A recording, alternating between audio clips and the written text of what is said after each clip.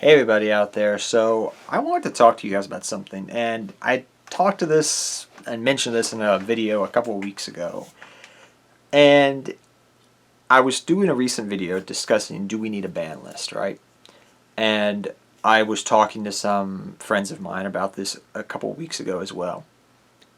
And I've been in this game long enough that I have seen Yu-Gi-Oh! Develop and evolve for a long time. I've paid attention to things.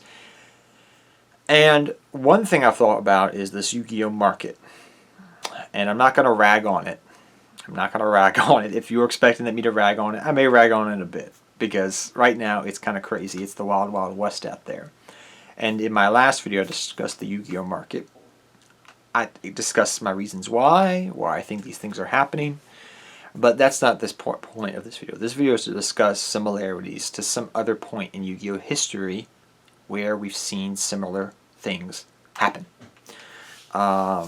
So many, many moons ago, when the pyramids were still young, an Egyptian pharaoh played a Dark Armed Dragon deck that was a lot of money. And this was during the time of 2009 to 2010. And even 2008 a little bit. So you guys may be saying, hey, what do you mean these years? Why are you spouting off 2008, 2009, 2010? There's a reason. It's very compatible if you look at the Yu-Gi-Oh! Market and card prices from that era to now. There are similarities. Now, are they identical? No. And we're going to talk about that in today's video. So first off, what was happening in 2008, 2009, and 2010? Especially 2009 and 2010 specifically. We had what we called the Great Recession. The housing bubble crashed. A lot of craziness happened. I'm not going to get into it. Some of you guys may be a little bit too young to remember this. Me, I was in high school. I saw this affect everyone to some degree. I knew people who had a lot of money and lost it due to the stock market crash, similar to what has happened recently. And it's really sad to see when those things have happened, but when it pertains to Yu-Gi-Oh! And economic crisis, there was a lot that was going on. A lot of people lost their jobs. That's the thing that happened back then. That happened to a lot of people. Now, is it on the scale of what happened now, recently, with all the people that were laid off? I don't know if it was to that extent. From what I recall, I mean, I was 17, 18 years old. I didn't have a job at that time. I did part-time stuff with my family. But I remember a lot of people losing their jobs. And Yu-Gi-Oh! Cards got super expensive. I remember that. Very expensive. Not as crazy as right now, but you saw something similar. If you guys have heard the stories multiple times about Dark Armed Dragons being $300, this is that time frame when that happened. Is during the recession, because money was a little bit more expensive. And you saw people paying very extraordinary prices for cards. You have to remember the top couple decks during this era we're going to discuss. You had Dark Armed Dragon, Dad Return, Teledad came out a little bit later. So you had Dark Armed Dragon and Teledad. You had Gladiators, which were one of the best decks and most decorated decks in Yu-Gi-Oh!'s history, I might add, which I'm actually working on a deck profile. Eventually we'll get to it. But aside, yes, you had Gladiator Beast with Heraclinos being super expensive, and some of the other cards in Gladiator Beast being super expensive because they were all high rarity for the most part. Then we also had the expensive... I don't want to even mention it. Light Swarms. Judgment Dragon's expensive. So, yeah, this is the era we're in. Where Light Swarm, Gladiators, Dad Return, Dark Armed Dragon, dot deck is floating around. And there were stories, if you remember back then, of some crazy stuff happening. Because people would do anything for Yu-Gi-Oh! Cards. And I remember hearing such stories as people going in the bathroom to do things with another person to pay off for a Dark Armed Dragon. Or having their girlfriend do things and special favors so they could play Yu-Gi-Oh! These are just stories. I have no correlation if these actually happened, but I find them hilarious, and you can let your mind wander on some of the other crazinesses that went around the water cooler back then, and even in the mid 2010s of this era of Yu-Gi-Oh! And how expensive it was. People won't talk about it right now because a lot of those players are not around. But if you talk to any of them and they're like, "Oh yeah, Yu-Gi-Oh! Got really expensive," and you have to keep a couple of things in mind about this era. There were a few top tier decks, and that was all. Everything else was low tier. Secondary market really wasn't a thing. You just had meta. You had some cheap, expensive fun decks. That's a thing. That's always been a thing in Yu-Gi-Oh! But a lot of the fact was that meta decks got really expensive, similar to the way they are now. Not to the extent they are now, which we'll talk about some of the key differences in both eras here shortly. But that's something I wanted you to keep in mind.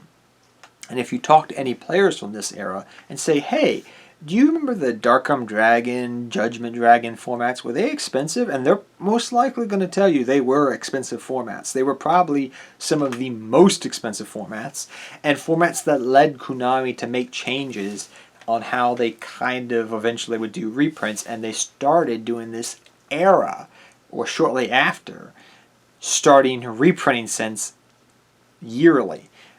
Prior to this, if you guys are familiar with a lot of things that were going on in Yu-Gi-Oh!, we didn't really get that many reprints prior to this era. And this is something I'm going to discuss. We had Dark Revelations, Dark Beginnings, these type of sets that we printed a couple sets. They made commons, they made supers, rares and commons. They made hollows, commons. It was a cool time in Yu-Gi-Oh! Good prices. You see some of these cards now online for expensive stuff, but those were our reprint sets. Think of them as a mega pack. Well, you're not guaranteed hollows in a pack all the time. So that's what happened. And we got those once a year, or after a couple years into Yu-Gi-Oh! They started doing this because it was getting kind of expensive. And during this era, they had not done it really for this GX era of Yu-Gi-Oh! That hadn't really happened. And if you think about it for a second, you're going to sit there and go, yeah, that's actually true. They really hadn't done it. They did not do that. A lot of GX cards didn't get reprinted for some time. And if you have to really think about it, did they have really a reprint sent during that era? Are you going to sit there and go, we had a couple reprints here and there. We had Mega 10 reprints. One of the most expensive cards before this format was Cyber Dragon, and that got a 10 reprint, if you guys remember that era. So yeah, we did get reprints, but they were mainly they became 10 promos or 10 toppers, and maybe you got some promo cards here and there, right? But reprints weren't a major thing. After this, however, we started seeing things like Gold Series, which became very relevant, if you guys remember. If you guys are familiar with the Ghost Rare Golds, I'm not a fan of Ghost Rare Golds. You know how many people hated those cards when they came out, and now people try to sell them for money, and I'm like, no, they look ugly. They look fuggly. But aside from that point, reprints became more prevalent after this format because it impacted the secondary market. Yu-Gi-Oh! Got really expensive during this era. You saw reprints more readily. Konami changed something up, and you started to see them do things a little bit differently. But before that era, you didn't see reprints a lot. Even after it, you didn't see reprints a lot, but you just saw them more often or yearly, I guess you could say, to some extent, and more on a consistent basis. Flash forward to now, and we see Yu-Gi-Oh! Prices going crazy, right? We see the secondary market. We see meta decks, quote unquote, because we have no official tournaments going on, going up in price and being super expensive, and people just buying out everything. And I've discussed why this is happening and everything. But I do want to discuss the key differences first off. Nowadays, we get yearly reprints. So prices usually maintain a minimum. And while the meta decks currently are not super expensive, like they're expensive, but they're not like thousands of dollars technically. They're very expensive, unlike DAD format. But they're still expensive, nonetheless. You're seeing Yu-Gi-Oh prices just go ballistic right now. Similar to the way they were back then. Granted, the differences are there are no tournaments going on. Secondly, we do get annual reprints to help prices stay low or stabilize to some degree. And pretty much those are the two key differences to mention off the top of the head. And saying that, they're not that different. Yu-Gi-Oh! Right now, you see buyouts not just happening for meta decks like then. You're also different. This is the third key thing, which I think is the most important to keep in mind. You are seeing key differences in that older nostalgic cards people are trying to invest into a lot more. You're seeing that. People are just throwing money at the nostalgia. And that didn't happen back then. I think what we're going to come out of this eventually, I want to bring this up because similar price inflation with Yu-Gi-Oh cards has happened in the past, and that's the main thing I wanted to make this video and talk about the key differences. But I think we're going to see some things happen when we get out of this. We may see reprints happen faster. That's what happened when we came out of that era. I mean, granted, this was run by not Konami during that time frame. You do have to keep that in mind. That's another key difference. That's the fourth thing. This was run by Upper Deck back then. Now it's run by Konami. A lot different. To some degree.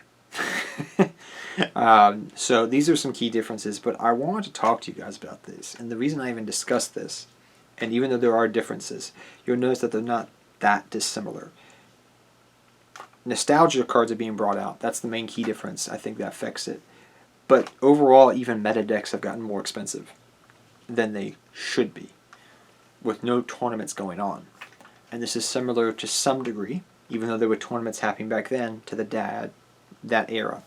It's because money's more. People are using money. They're throwing money into cardboard to use cardboard as money, it feels like. But we've seen this trend before in Yu-Gi-Oh! And what happened after it? It crashed.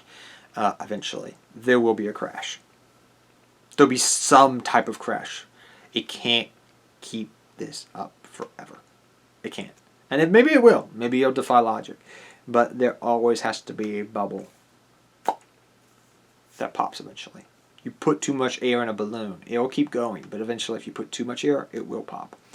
So, saying all that, I'm kind of curious to see your thoughts if you think there are some similarities, even though there are some key differences between that era of Yu-Gi-Oh! And now. Love to hear your thoughts. And until next time, guys, take care. Have fun dueling. Good luck dueling.